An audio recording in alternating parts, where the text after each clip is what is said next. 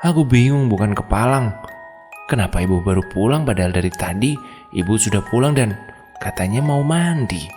Terus kalau ini ibu, tadi siapa? Terus yang di kamar mandi siapa?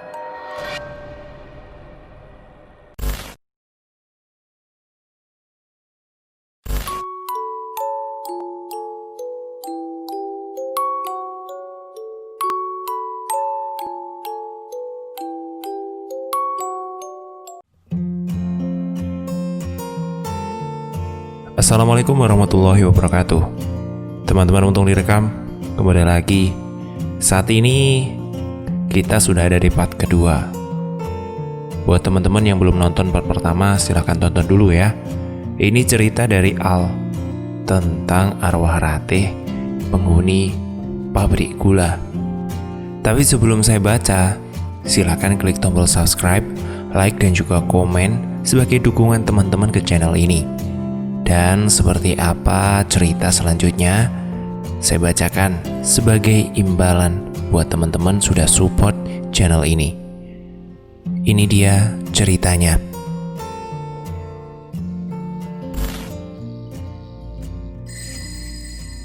Serius kamu, Gong? Nggak salah lihat kamu itu. Nanti cuma halusinasi aja. Aku serius. Kalau aku nggak ngelihat, ya nggak mungkin kan aku ngundurin diri tiba-tiba kayak gini kan. Tapi aku tadi nggak ngelihat juga, nggak ngerasain apa-apa waktu kamu pulang, Gus. Ya kamu itu, ya udahlah terserah. Yang penting sekarang titip surat ini ya. Saya mau mengundurkan diri. Ya sudahlah, ya sudah. Surat ini akan aku kasih ke bos ya. Kamu juga cepetan sembuh. Aku pamit dulu pulang, udah mau maghrib. Aku pun pamit dengan Agus dan ibunya. Setelah itu aku langsung bergegas pulang ke rumah. Sesampainya di rumah aku langsung mandi dan setelah itu sholat maghrib. Setelah sholat maghrib, aku makan sambil nonton TV.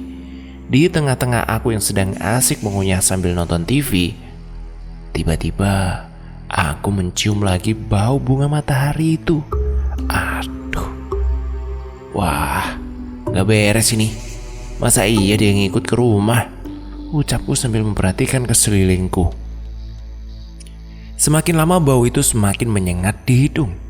Tak tahan lagi aku mencium bau bunga itu. Aku langsung pergi keluar rumah untuk menghirup udara segar. Tak lama kemudian saat aku duduk di depan sambil menghirup udara segar, ibuku pulang dan menyapaku. Nak, ngapain kamu di depan? Tumben duduk di luar, tanya ibu padaku. Iya nih bu, lagi nyari udara seger. Panas banget tuh di dalam. Ibu dari mana kok baru pulang? Oh, ya sudahlah. Ibu tuh baru dari tempat teman ibu. Ada acara hajatan gitulah. Kamu sudah makan apa belum? Sudah bu, baru aja. Ya sudah, baguslah kalau gitu. Ibu ke dalam dulu ya, mau mandi. Iya bu, iya. Ibuku pun masuk ke dalam rumah. Sambil kuperhatikan ibuku yang berjalan masuk ke dalam rumah, aku pun juga ikut masuk ke dalam rumah dan kututup pintunya. Aku langsung masuk ke kamar. Ku dengar dari arah kamar mandi suara percikan air. Kupikir itu ibuku sedang mandi. Aku langsung rebahan di kasur sambil mendengarkan lagu di handphoneku. Tak beberapa lama kemudian, ibuku mandi. Samar-samar aku terdengar ketukan pintu di tengah. Aku lagi asik berbahan sambil mendengarkan musik. Siapa dia ya? Tanyaku sambil mematikan musik handphoneku.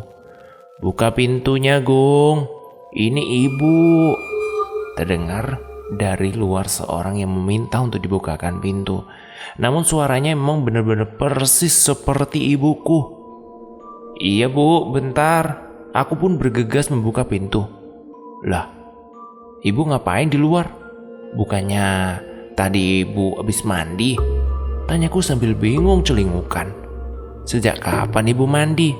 Orang ibu juga baru pulang kok dari tempat kakekmu. Aneh kamu itu. Ibu yang benar. Terus tadi ibu bilang mau mandi kok? Tanyaku dengan semakin bingung. Kamu ini ngeyel, ibu baru pulang kok, ucap ibuku sambil berjalan masuk ke dalam rumah. Aku bingung bukan kepalang. Kenapa ibu baru pulang padahal dari tadi ibu sudah pulang dan katanya mau mandi. Terus kalau ini ibu, tadi siapa? Terus yang di kamar mandi siapa? Aku pun langsung berlari ke arah kamar mandi untuk ngecek siapa tadi yang sedang berada di kamar mandi. Saat kulihat ternyata kamar mandi kosong, tak ada siapapun. Makin bingung aku memikirkannya. Siapa tadi yang menegurku di depan? Siapa yang berada di kamar mandi? Sambil berpikir dengan bingung, aku berjalan keluar kamar mandi. Saat aku berdiri di depan pintu kamar mandi, aku lihat ibuku berjalan ke arah luar rumah sambil membawa sebuah tas. Aku pun berlari mengejar ibuku untuk bertanya kemana ibu akan pergi. Bu, mau kemana lagi toh? Sambil berlari aku sedikit berteriak memanggil ibu. Namun saat aku sudah berada di depan pintu rumah, kulihat ibuku sudah tidak ada lagi dan sudah tak terlihat lagi olehku. Aku semakin bingung, kok cepat banget ibu menghilang saat aku sedang celingak-celinguk di depan. Tiba-tiba saja ada sebuah tangan yang menepuk pundakku. Aku terkejut bukan kepalang. Mukaku langsung pucat saat menerima tepukan dari seorang di arah belakangku. Kamu itu ngapain tuh Gong, kok teriak-teriak kayak gitu? Aku semakin terkejut saat mendengar suara ibuku. Padahal ibuku tadi pergi, tapi kenapa kok tiba-tiba ada di belakangku? Setelah ragu, ku paksakan untuk melihat orang di belakangku. Apa dia benar-benar ibuku atau bukan? Saat aku menoleh ke belakang, aku menghela nafas. Ternyata itu memang benar ibuku. Kok malah melamun begitu toh? Ucap ibuku sambil menampar pipiku. Iya bu, iya. Aku tadi melihat ibu keluar rumah bawa tas kok. Tapi kok sekarang ibu sudah ada di belakangku ya? Sejak kapan ibu keluar rumah? Ibu dari tadi di kamar. Tapi ibu dengar kamu teriak-teriak sambil manggil ibu. Ya akhirnya ibu keluar kamar. Kamu tuh kenapa toh? Lah, kalau bukan ibu terus tadi siapa bu? Tanyaku sambil sedikit kebingungan. Wes, sudah. Mungkin itu halusinasimu saja karena sudah capek kerja satu hari. Sudah, kamu sholat dulu, habis itu istirahat ya. Kamu sudah makan apa belum? Iya bu, iya. Mungkin aku kecapean, makanya aku pikirannya kemana-mana. Ya sudah ya bu, aku sholat dulu. Aku sudah makan kok tadi bu. Ya sudah kalau gitu, masuk dulu deh. Iya ya bu, iya, sahutku singkat. Aku dan ibuku pun masuk ke dalam rumah dan aku langsung mengambil air wudhu kemudian sholat. Setelah sholat aku berbaring lagi di kasur sambil berpikir tentang kejadian malam ini. Namun ku coba untuk mengabaikannya dan mungkin berpikir positif. Tak butuh waktu lama, aku larut dalam tidurku. Dan keesok harinya, kring, jam alarmku berbunyi. Waktu menunjukkan 5.30. Aku pun bangkit dari kasurku untuk memulai hari yang membosankan ini. Rasanya malas banget kerja. Mana aku sudah nggak kerja. Aku pun bergegas mandi. Sedangkan ibu kulihat sedang sibuk membuat sarapan untukku. Setelah mandi aku langsung berpakaian. Setelah itu membuat secangkir kopi. Kenapa kamu tadi malam kok sampai berhalusinasi kayak gitu? Tanya ibuku sambil memasak sarapan untukku. Gak tahu bu, mungkin aku kecapean. Karena mungkin semalam aku harus bekerja sendirian. Dan hari ini pun aku juga harus sendirian. Males banget rasanya mau masuk kerja. Lah, emang Agus kemana? Kok sendirian? Dia udah gak kerja bu. Gak tahu kenapa. Katanya dia semalam diganggu oleh arwah Rate bu. Lah, kok bisa? Emang apa yang Agus buat sampai kok diganggu begitu? Ya macem-macem sih bu. Gak tahu sih Agusti kayak gimana. Dia kan ngomongnya tuh suka sembarangan bu. Bukan manusia aja yang sering kesindir omongan Agus tuh. Emang kelewatan omongannya. Kamu itu ada-ada saja Togong. Ya sudah, kamu hati-hati kalau kerja ya. Jangan lupa berdoa sebelum bekerja. Ya sudah, ini dimakan dulu. Sarapan baru nanti berangkat. Ibu mau mandi dulu. Iya Bu, makasih ya. Aku pun segera melahap sarapan buatan ibuku dan menghabiskan secangkir kopiku. Setelah siap sarapan, aku langsung pamitan dengan ibuku untuk berangkat kerja. Di sepanjang perjalanan menuju pabrik, aku berpikir siapa yang bisa membantu untuk mengurus gudang. Namun hari ini Dewi Fortuna berpihak padaku. Saat aku berjalan menuju pabrik, aku ketemu dengan teman lamaku yang bernama Salim. Salim ini teman SD ku dulu. Aku bertemu dengannya di jalan dan dia juga sedang mencari pekerjaan. Akhirnya ku ajak dia masuk ke pabrik untuk melamar pekerjaan. Dan akhirnya bisa bekerja denganku. Pada hari itu, Salim diterima bekerja di tempatku dan ia ditugaskan untuk membantuku untuk mengurus pekerjaan di gudang. Lim, beruntung kamu mah. Beruntung bisa langsung diterima. Selamat ya. Mudah-mudahan kamu betah kerja di sini.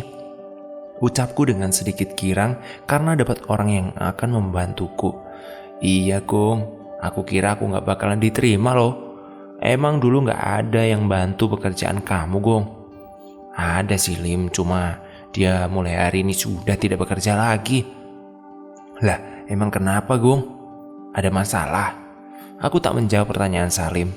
Karena kalau aku beritahu yang sebenarnya, pasti Salim juga enggan bekerja di sini.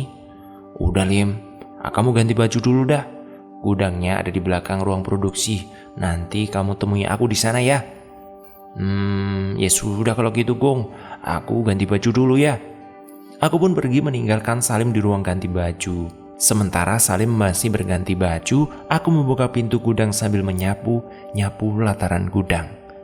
Tak beberapa lama kulihat Salim sudah mengganti bajunya dan menyusulku. Ini Lem gudangnya. Nanti kamu kerjanya di belakang ya. Gampang kok, cuma nyusun-nyusun aja sama pilihin bahan yang buat produksi. Kok serem banget kelihatannya gudang ini Gong ya? Apa perasaanku aja ya?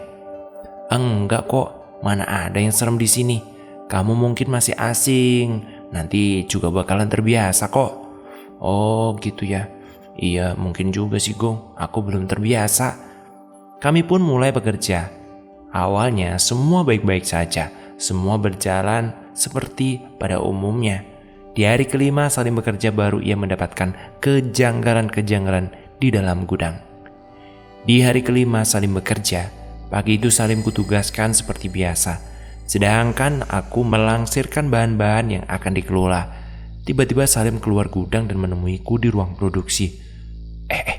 Lem. Kamu ngapain di sini? Kerjaan kamu udah selesai? Belum Gong, bau banget di dalam gudang. Bau bunga matahari. Hah? Bunga matahari? Mana ada bau bunga matahari? Hidung kamu mungkin yang salah. Enggak loh Gong, enggak beneran. Bau banget di dalam. Ya sudah kalau gitu, ayo kita balik ke gudang aja. Aku dan Salim pun kembali ke gudang untuk mengecek apakah benar yang dicium oleh Salim itu. Perasaanku sama Salim benar-benar kacau saat itu. Perasaanku perkataan Salim itu memang benar adanya. Mungkin arwah Rati ingin berkenalan dengan Salim terlebih dahulu. Seperti apa cerita selanjutnya? Mungkin kita bakalan stop dulu karena tulisan dari Al masih di part kedua. Tapi menurut Al, harusnya kita baca cerita yang besok kita bacakan. Karena cerita dari ini bakalan nyambung. Jadi kita skip dulu ya ceritanya. Terima kasih buat semuanya. Nanti kita usahain buat kita produksi lagi kalau tulisan Al sudah mulai. Terima kasih yang sudah nonton.